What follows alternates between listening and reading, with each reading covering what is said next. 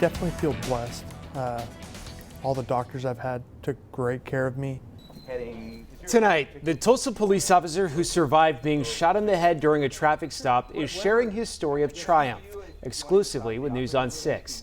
It's the first time Aurash Zarkeshan is speaking publicly about what those first days, weeks, and now years of recovery have been like.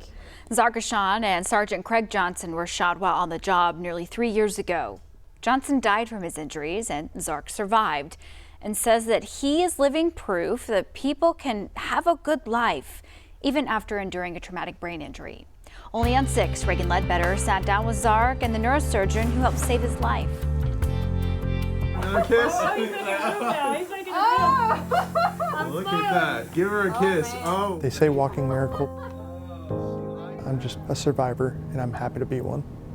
Officer Aurash Zarkeshan has no memory of June 29, 2020, the day that changed his life forever. It was early in the morning. I was driving to work and I got a call that an officer had been involved in a shooting. And I remember coming into the emergency room and seeing him laying there. He was in trouble. Goes in here, you can see the scar, and the exit is back here behind my right ear. The operating room was ready. I wheeled him up from the emergency room, put him on the table, was able to stop the bleeding, repair the injury.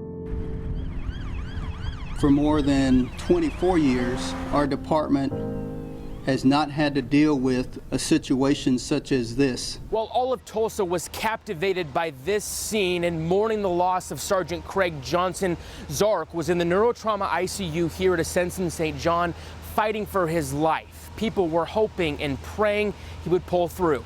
The challenge was not knowing what happened and getting everything, all the information from other people. From News on 6, this is breaking news.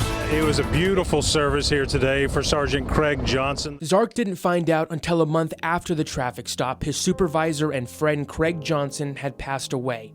3 weeks after the shooting, Zark was transferred to Craig Hospital in Colorado that specializes in neurorehabilitation. He spent 3 months there, where doctors repaired part of his skull using 3D printing. He then started his road to recovery. Recovery from brain injury can take months to years. Full scope of recovery sometimes isn't evident immediately. Dr. Yashar Kalani is a neurosurgeon at Ascension St. John and says brain injuries are more common than people think. Kids get them in sports, adults often get them from traffic crashes, and the elderly get brain injuries from falling and hitting their head. So the fear that most people have, especially immediately after a big accident or a big trauma to the head, is this person going to be cognitively the same or similar to what they were before the injury? Dr. Kalani says it can be frustrating for patients with brain injuries because they face different challenges like memory loss, speaking issues, and can struggle with relationships. The bottom line is what you see at the time of the original injury is not what you're going to end up with. People do get better. It just takes time. In Zark's case, he has memory loss and has to write everything down in notes on his phone to help him remember. The deficits that they have are real. People do learn to cope with it, and people do learn to go on and resume their life. But what's really required is for the patient themselves to have a certain degree of protoplasm and willingness to engage in the therapy, but also for their family to be supportive, their community to be supportive. Support from family and friends is something Zark has had from day one. Tulsa has had his back.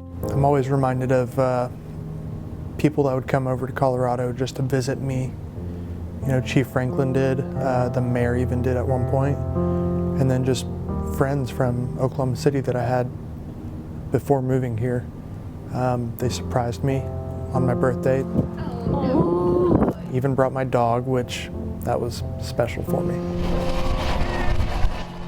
When Zark finally got back to Oklahoma in October of 2020, other than getting Whataburger, there was one thing on his mind: going back to work. When you went back to TPD finally, when they finally let you come back, what was that moment like? November 3rd, I remember the day. I remember Chad Murtaugh, one of my friends, he's on the department.